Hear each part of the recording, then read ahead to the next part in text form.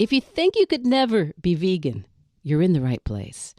If you think there's something big that you would really like to do, but it's probably too late, you're in the right place. My name is Michelle Olander. I think there's never been a more important time to move in a vegan direction. So I'm here every week to support you, offer actionable strategies, and cheer you on as you veg your best. Episode 171, The Crisis in Our Closets, with Alden Wicker.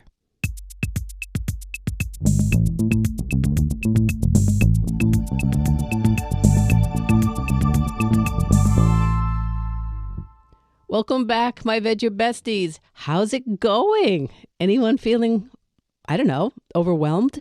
Just me? So, I wrestled with publishing this interview with today's guest right now at a time when some of you may be feeling a bit overwhelmed right along with me. But then I thought, well, maybe I'm just projecting. Maybe you guys are all fine.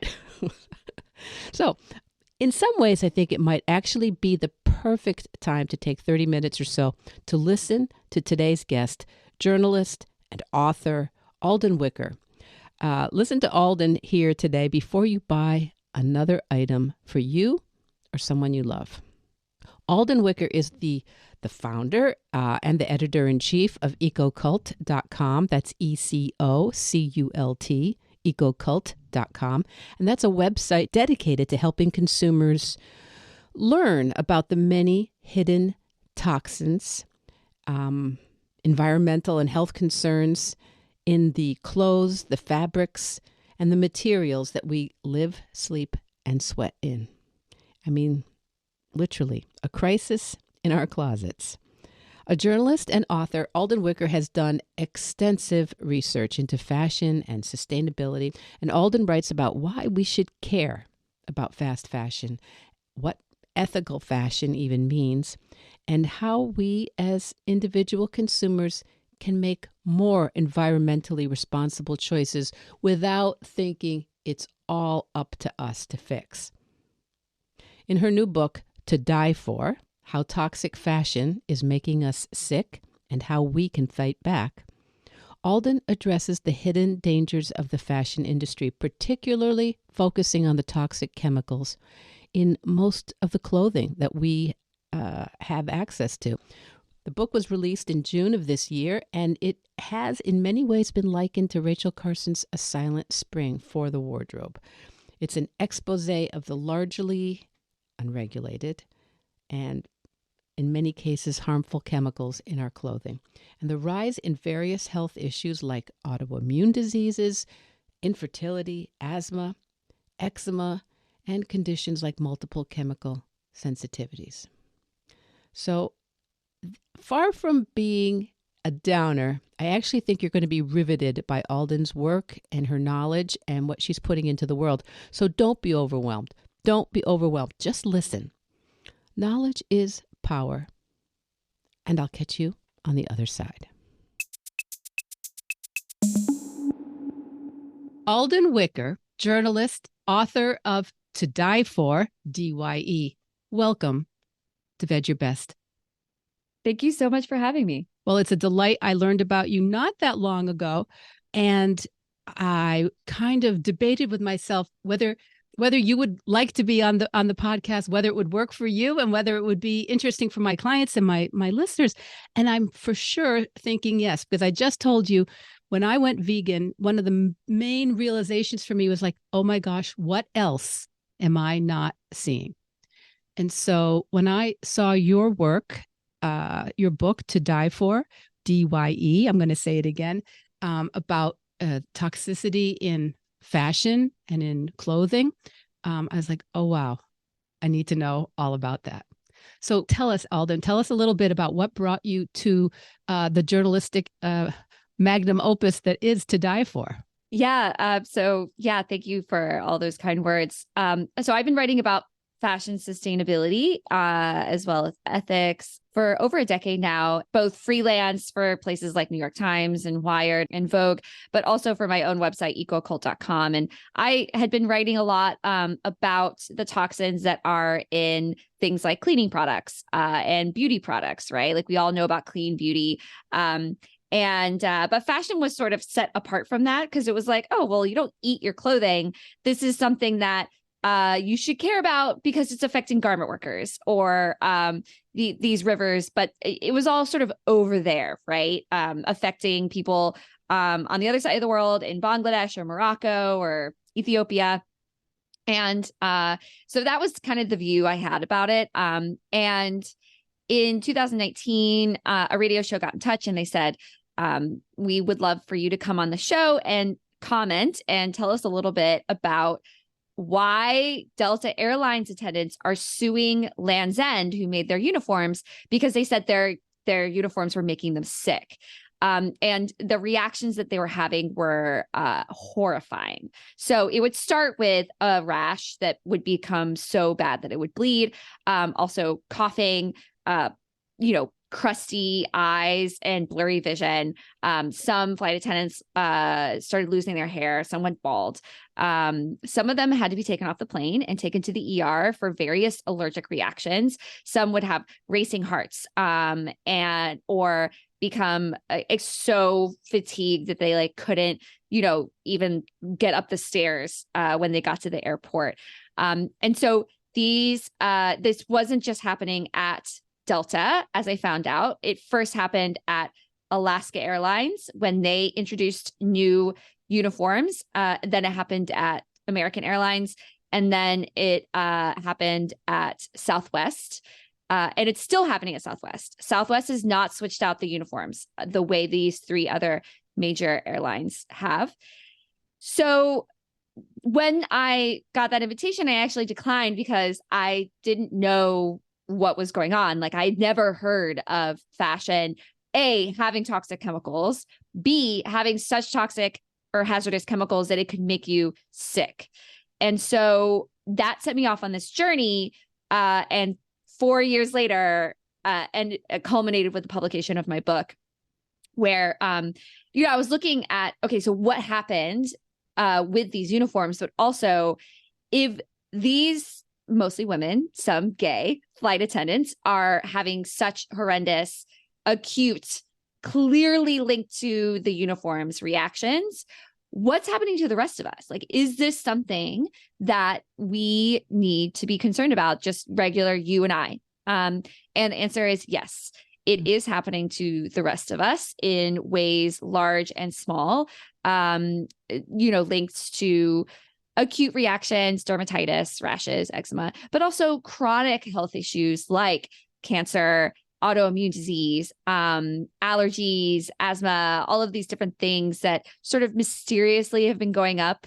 I have air quotes, mysteriously have been going up in the general population, especially in women in the United States and around the world.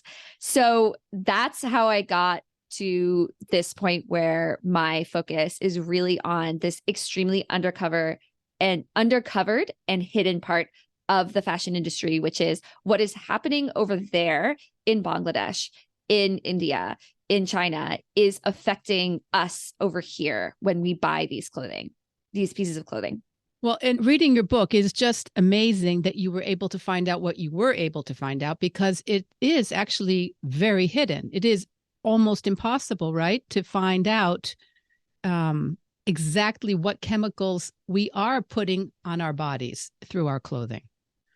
It is. It's kind of crazy when you think about it, because when you pick up a cleaning product or you pick up a beauty product or a food product, there is a long list of everything that is in that product. And when you pick up a piece of clothing or a pair of shoes and you look at the label only has the fabric content. Anything that's under 5% is not required to be listed in that product. 5% is a huge amount when you're talking about substances that can have an effect on your health at parts per million, parts per billion levels.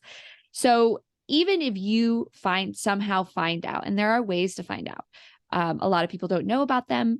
A lot of doctors don't know to look for this. But if you find out that you're allergic to nickel, formaldehyde, dispersed dye blue, dispersed dye black, other intermediate substances that are used to dye clothing, there's no way to find for sure clothing that doesn't have those substances in it because they are just not labeled. And they're hard to remember. The words themselves are not accessible words, right? They're not things that we're going to go, oh yeah, that's right. I don't want those letters, that collection of letters that you just said, right? Yeah, like, oh, 1,4-dioxane for sure.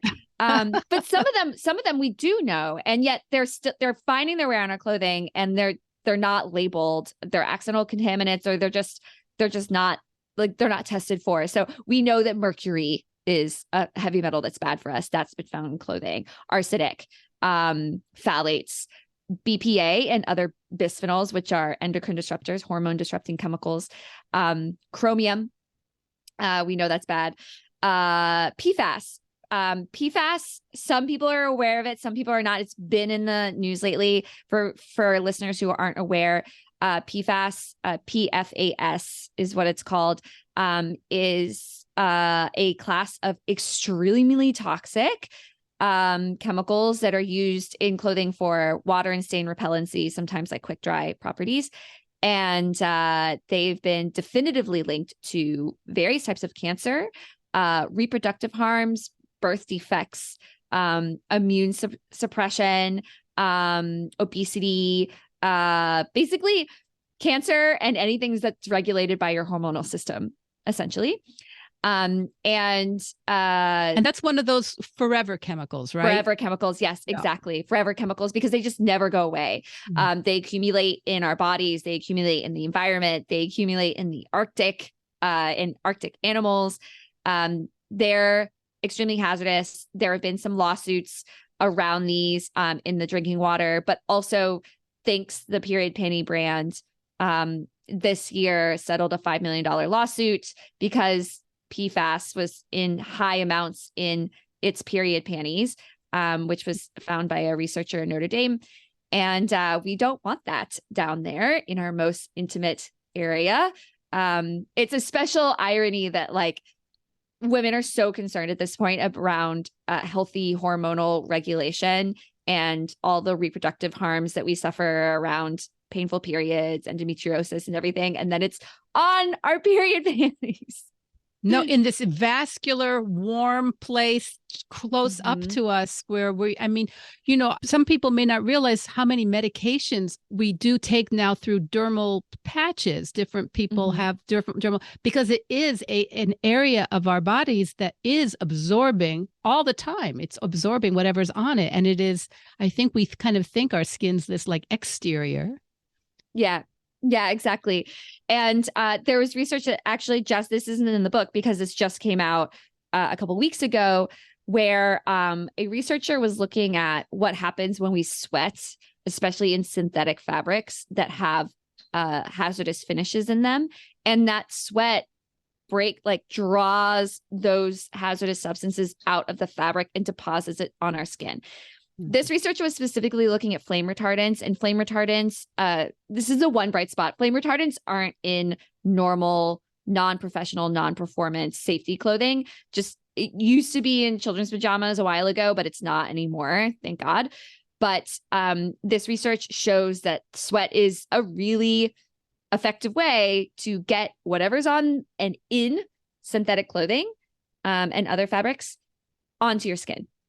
And from there, it can be absorbed into your blood, depending on what chemical it is and how much it is. Well, so this all sounds like just dreadful news, and everybody's going to want to just shut this off and put their hands over their ears and go, no, what am I supposed to do about it at all? And some of the interesting things I read, and then I heard you talking to other people about, and on your website, ecocult.com, there's so much information, but it is, why should we sit and take it in a little bit, because it does sound like a lot of unremittingly bad news. Yes. So I don't want to scare people. I don't want to put another thing on everyone's plate. Like, you know, all the to-dos that we have for our health, like make sure you meditate every morning, and also like, you know, do this and do that, and only wooden toys for your kids, like not too much screen time and all this stuff. But it's actually meant to be, this information is meant to be empowering. And the reason why I say that is because it was so interesting. As I was researching and publishing this book, people would say like, what are you working on? Oh, I'm working on this book. It's about toxic chemicals in clothing. And I would tell them a little bit about just a little bit of the research. And they would say, oh, I had a reaction to clothing, and I didn't know what it was because like nobody had ever told me that this could happen before, this was possible. And like, now I know, or, you know, my sister can't do scented products, and like she has a reaction when she puts on polyester clothing, and I didn't understand why. And there's just, so like 1 in 5 people are sensitive to chemicals in their environment and scented products. It looks like, you know, that number keeps coming up for people who also suffer a variety of other chronic health issues. And that's a lot of people that I think it's an issue that's really, really highly undercovered.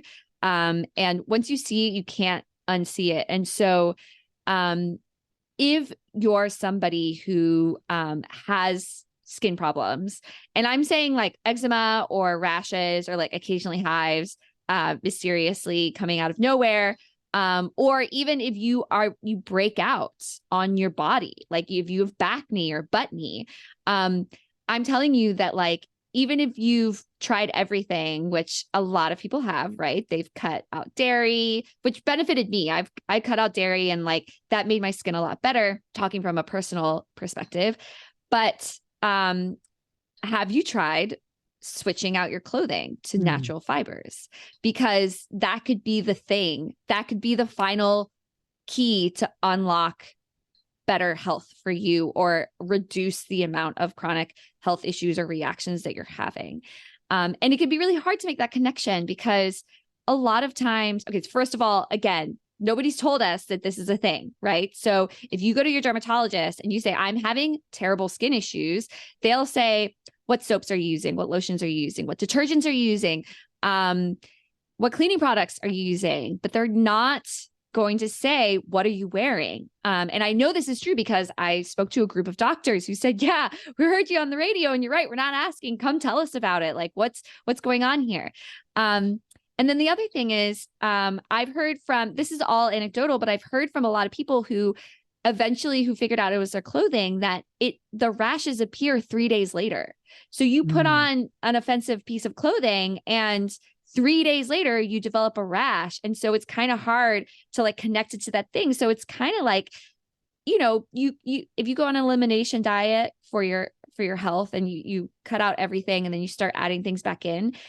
I inadvertently did that for myself, because I mean, it started like 5 years ago, right? I realized that I was extremely uncomfortable if I wore synthetic yoga leggings on a long flight. I'd be like, oh, I'm really itchy, you know? And I had like breakouts on my backside for my whole life. And I thought, oh, it's ingrown hairs or like whatever. I don't know. It's just a condition of being a human.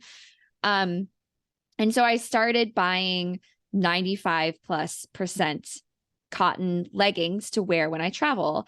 And then I just kept buying more and more natural fiber clothing because, you know, I blog and write about fashion sustainability. It just seemed like the natural thing to do. And I was like, you know, this just feels better. Like, I just like it more. It's like more comfortable. And then, pandemic hits, I stopped wearing tights. Like, I was like, I never want to wear a pair of tights in cold weather ever again. And, in the past year, I've worn a pair of synthetic leggings to hot yoga, and that night, huge pimple on my butt, like enormous pimple. And then I was like, that's weird. Maybe. And I was like thinking, and I was like, why today? And I was like, oh, okay, maybe it's that. But, you know, one data point, not a study. Right. No proof. Yeah. And then like a month ago, I put on a pair of black nylon tights for the first time in a long time. And that night, again, another pimple, right? Like huge on my butt. And I know this is TMI, but I was like, oh, okay. Like this is my elimination diet. Like I'm adding synthetics back in, especially black, and especially performance gear. And I'm noticing that I'm having a reaction to it. And before this, I thought I'm a really healthy person. Like I really feel a lot of empathy for all of the women and some men that I've interviewed that have problems with reacting to clothing. And, but I was like, this isn't something that really affects me. And I'm realizing, yes, it is affecting me in a more subtle way, in a more manageable way. But often in all these stories that I hear, the skin is the first warning sign that your body is like, I do not like this. I do not want this around me.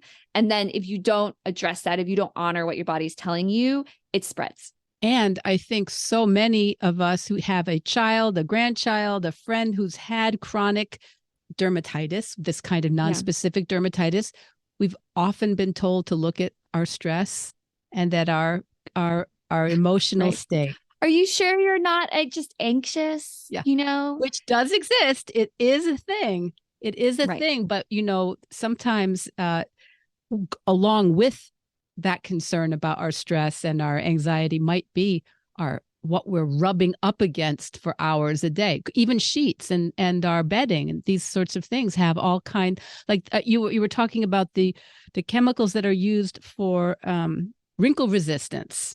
Yes. Do not buy wrinkle-free sheets. I mean, first of all, don't buy synthetic sheets. I don't even know why you would subject your skin to that. Like it's silly. But like I am now a deep fan of the look of artfully wrinkled farmhousey bedding because as much as I appreciate when I visit my mom and she freshly irons the sheets for me, it's really kind of her. I would not recommend that. I mean, you are wrapping yourself in that envelope, and I don't know about you, but I sweat when I at various points of the night. So it's really important, especially for your sheets, and your underwear, that you're being really thoughtful about where you purchase those items. Yeah, I know. And I just think that it's something we may, people I talk to, I know have been concerned about fast fashion, about the low quality and ease of it going into our waste stream so quickly, and that it's created not by robots, but by people, sometimes prisoners, sometimes children, sometimes people with very, very harsh, poor conditions. And it's even more as you're saying, it's closer than that. It's not just us being concerned about what somebody else is going through, but what they are going through is even worse than we thought, because they're breathing in these fibers, right? They're breathing in these toxins and these chemicals and these additives. Yeah, they are. I mean, I did visit Tirupur in India and sit with some garment workers, and one of them showed me these horrendous rashes. She had scars on her arms from developing skin problems from working in a synthetic clothing factory for the domestic market. So yeah, they go through much more than us, but those same chemicals they're staying on our clothing. They don't just evaporate into thin air once they leave the factory. They're there. And some of them are deliberately applied. Some of them are accidental contaminants, things like pesticides that have been banned in the United States for use and sale since the 80s are still being used elsewhere, in the warehouse or in the ship where the clothing is shipped over to us. So there are so many points in this extremely complicated supply chain where these chemicals are deliberately or accidentally applied to the clothing. And more chemicals are used to strip them off. And there's chemicals to lubricate the machinery and antifungals and dyes and all of these different things. And they're layered on top of each other. So it's not just the formaldehyde. It's how the formaldehyde might react with the azo dyes and the these like scouring agents that are also applied, and all of these different things, and how some of them work on the same organs or have the same health effects, and they might have synergies where they multiply each other's effects. Clothing has some of the most complicated chemistry of anything we can buy. And some of these chemicals are, well, many of them are also on the natural fibers. So if we go, well, I always buy cotton, I always buy silk, I always buy wool. If you're not vegan and you still buy wool, those materials too also are treated, are connected with all these dyes and preservatives and cleansers and surfactants to change the texture of them. It's amazing. Yeah, I will say that synthetic fibers are riskier than natural fibers, right? So when I talk about the different ways you can reduce your exposure, which I'm sure we'll talk about, you have to combine all these things because there's no hard and fast rule. There's no, certification that covers everything. There's no perfect certification. Natural fibers can have a lot of these things put on them. They tend to be safer.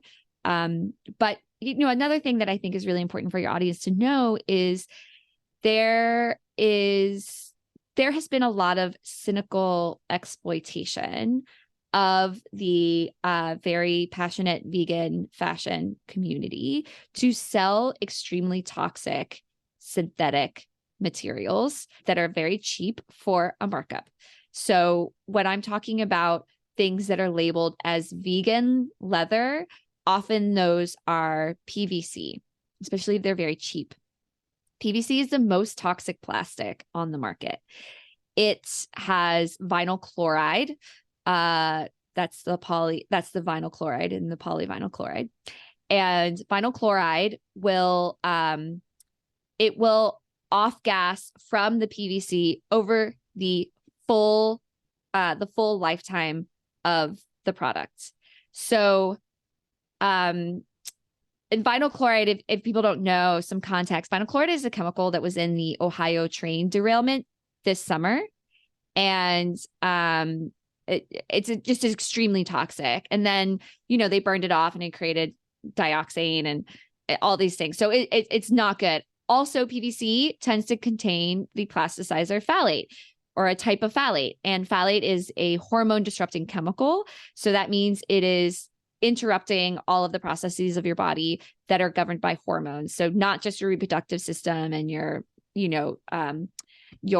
period, but like also the development and growth of your children, future children, fertility, as well as your energy levels, your weight, your brain function, your skin appearance. All of these different things can be affected. So if you see a very, very cheap vegan leather from a brand that does not have a good reputation or any reputation at all, right? If it's an ultra fast fashion brand, I would be very, very wary of purchasing that product. The other types of vegan leathers are almost all involve polyurethane. So polyurethane is much safer than PVC. It's still a plastic. It can still contain plasticizers. But there's a lot of sort of like plant-based vegan leathers that still contain polyurethane in very large, like the majority of it is polyurethane, and then they sort of sprinkle in some like cactus or whatever. And some of these vegan leathers have been tested and found to have hazardous chemicals, hazardous and restricted substances in them. So it really annoys me that people's compassion and passion for trying to live in a better way is being exploited by some people to sell them cheap and toxic materials. I'm grateful you brought that up, because it is as the old movie says, it is a puzzlement. And then some people will try to buy vintage.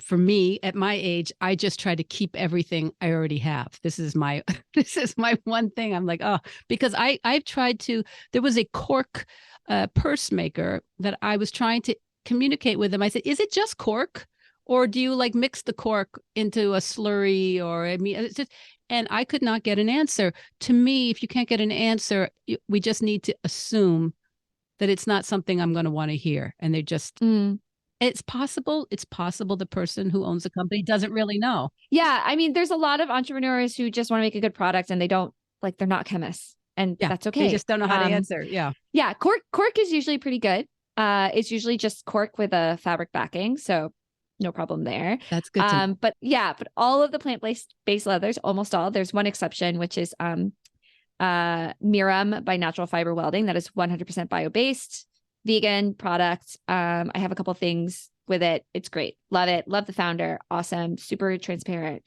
Made in America. All the things. All the rest of the plant-based leathers, the mushroom leather you've heard of, all those different things, it's just mostly polyurethane with some plant inserted. Yeah. And that's very discouraging, because there's a lot of money and a lot of people really, as you're saying, trying to do the right thing, trying to do something that's in alignment with them, but that can't possibly be in alignment with some kind of a chemical like that, which is just going to have such endless effects on our environment. I mean, one of the main reason I think, especially young people, are coming to vegan choices is the environment, is concern about the pollution. So I think we've brought up a lot of the issues. There are so many more in To Die For and on your website, ecocult.com. But let's talk a little bit about what we can reasonably, like from today during our holiday period, people who have kids and friends and might want to buy a gift of clothing. What's a couple things they could keep in mind, pro and con, this season as they're purchasing things? Absolutely. So the first thing I would say is never buy ultra fast fashion. When I say ultra fast fashion, I mean those brands on Amazon or Temu or on TikTok or Instagram. You've never heard of them before. They have weird names of different words smushed together. Seen them. I've seen them. Everybody's seen them. If they're not even good value, you order them. Turns out they look nothing like the picture. They're terrible quality. They don't have, when you try to return it, they don't answer. These types of brands are very dangerous.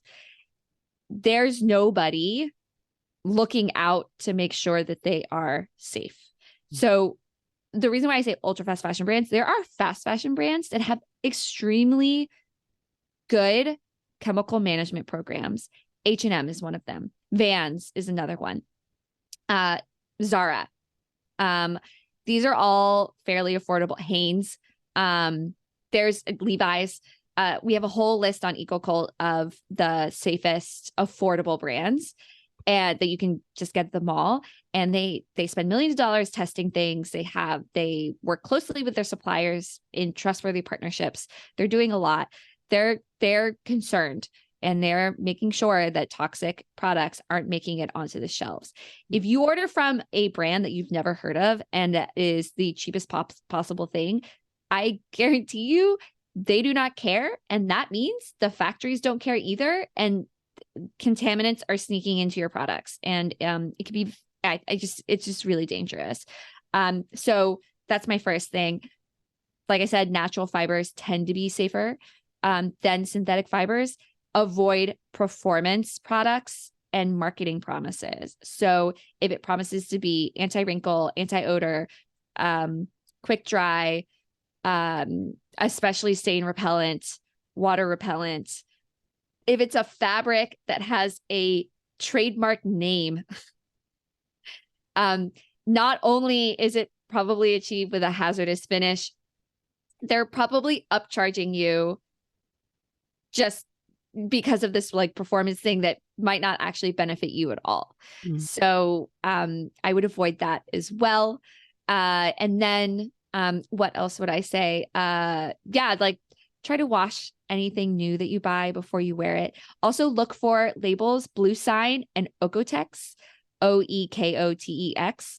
Those are really good labels for making sure that the final product is non-toxic. Are those an independent like clearinghouse or analysis? Yeah, those are independent, private, voluntary labels. Okay. So they're not going to cover everything, but like you can find Okotex certified bedding and stuff from Bed Bath & Beyond, actually.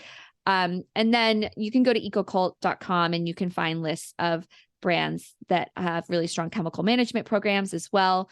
We have a whole shop sustainably page. You could check the little non-toxic box and it'll show you all the brands that we recommend.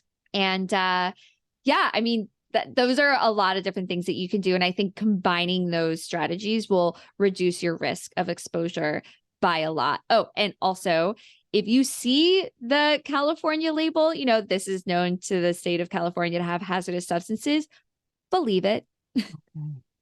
That's interesting. I do see that once in a while. Yeah. The other thing I know, some of us who shop in cities, people selling the kind of knockoff goods on the side of the road or Canal Street and in Lower Manhattan. It's not just the brand, the intellectual capital issue of it. They often are full of terrible chemicals. Yes, absolutely. They often are. There's been tests of them and they found very high amounts of lead and phthalates, children's products as well. And so I visited the Newark Air and Marine Port to talk to customs and just ask them, you know, what are they doing? And they're not doing enough. It's not their fault. They don't have the mandate. They don't have the funds. But the one thing they always check is knockoffs, especially if they're children's knockoffs, because they're checking for lead, cadmium, and phthalates. And they often find those things in knockoff products. So I would 100% avoid the knockoffs. If you want to get a good deal, try to go to the Real or other secondhand stores to get the real thing. So now we've mentioned ecocult.com a couple of times. You not only have the website, you have a subscription service there. What do we learn if we subscribe? Yeah. So, well, I have a free newsletter that people can subscribe to. So I'm always sharing new research and new things that I'm finding in our articles, but we have a special membership for people who are concerned with health. And so all of our articles are fact-checked. They're the highest quality, latest research on hazardous chemicals in clothing and beauty products that you can find. We take our responsibility very, very seriously. And so if readers want to find good quality information to protect their and their family's health and reduce their exposure, reduce their reactions, it would be great if they could support our work by becoming a member of EcoCult. I think this is such valuable work. I know a lot of responsibility does fall on our shoulders as consumers. But I know also in your book, you mentioned there are ways we can ask our representatives and our manufacturers and try to ask for more structural support in these issues. What's something we can do maybe this week or look into this week to try to help our families be safer? That's such a great question, and I'm glad you asked. There are, we're already past Giving Tuesday, especially by the time this comes out. But if you're looking for a couple of good organizations to contribute to, there is Safer States. And I think they're going to make textiles their next big push. They've been very successful in getting state regulations around hazardous substances in consumer products through. And then also Toxic-Free Future. And that's another really good organization that's been working on this issue. They come out with reports, they test products, they really they lean on companies to do better. They lean on legislators to protect us. So those are two places you can contribute to or volunteer for. And then also ask your state legislator. I know federal government's big and wacky and dysfunctional right now, but states are doing a lot. So California and New York, the good news is that they've banned PFAS in everyday apparel and then performance apparel in 2025 and then 2028, respectively. And the more states that do this, the safer the rest of us are. And the closer we get to a federal standard that says you cannot have this in our apparel. So ask your state representative what they're doing to protect you and your family from hazardous chemicals, not just in clothing, but in toys and other consumer products. There is so much more I could ask you. There is so much more just in your book, and your book's a couple years old now, right? What year did your book come out? Actually, it's this year? It's from this year. Yeah, it's this year. It's from Oh, June. Good. How come? I guess I've been following you longer than your book was actually out. Maybe I was watching you before. But things are changing all the time. I'm sure all the details. So that's why we would want to come to ecocult.com. I don't want people to think that this is all bad news. I really want all the listeners to think that this is something we can educate ourselves about and be part of more of a solution. Even if we're not going to be able to solve anything that quickly, we can make some difference, and we can just be a little bit more aware, and especially notice when we're having these sorts of chronic issues that it's another thing to think about, another thing to be proactive about talking with our physicians and healthcare providers. Yeah. And also, I would say, it's another way you can show care for your friends and family. There's a lot of people who react really strongly to scented laundry products. They're very sticky. They're around for a while. There's research showing, like, when you walk past a building and you can smell the dryer vent going, that is hazardous. That has carcinogenic substances in it. Those chemicals have combined to create new, fancy, terrible chemicals. And I think it's really a sense of care to understand the issue and stop using scented laundry products, so that if your friends, like I said, 1 in 5 people are sensitive to these chemicals and scented products, to stop using dryer sheets and scented laundry products and all of these things, and create also in your home a safe space for people who are sensitive, right? And don't use scented. There's an unscented Febreze that you can use that does just as good of a job without causing, reactions or harm to your family and friends, especially in the holiday season. What a gift it would be to the people around you to invite them over to your home and provide them with a place where, like, they're not coughing or wheezing or having their asthma kick up. So I think this is a wonderful issue to educate yourself on, so that or like you're not buying gifts for your family or your nieces and nephews or your kids that are causing them skin reactions. So I think, especially heading into the holiday season, becoming aware and thoughtful about what you bring into your home and what you gift to people, I think is a wonderful way to give back. We're going to let that be the last word. Alden Wicker, thank you very much for joining us on Veg Your Best. Thank you so much for having me, Michelle.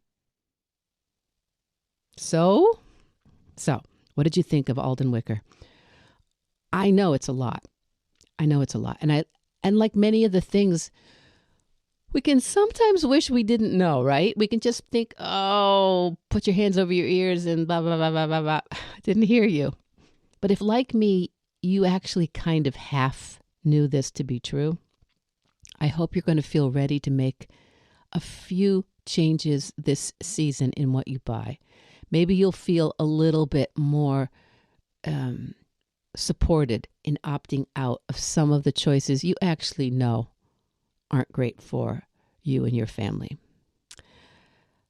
You also may have more questions that you feel you can ask the manufacturers and the retailers, and actually we've never had more access to our retailers and manufacturers. You can, in most cases, just get on the Google and ask. The links for To Die For and Alden Wicker's website, ecocult.com, are going to be in the show notes, of course, as always. And you can sign up. And I recommend you do. You can sign up for a free newsletter at ecocult.com. Once a week, Alden sends out a curated best of in sustainable fashion, and that includes her take on fashion sustainability, whatever topics are out there, many of the latest articles by the people on the staff, and good reads from other trustworthy publications. And no, this is not all vegan, but I think this is super important information and compatible with the conscious choices many vegans are trying to make for ethical, environmental, and of course, health reasons. So I highly, highly recommend that you check it out.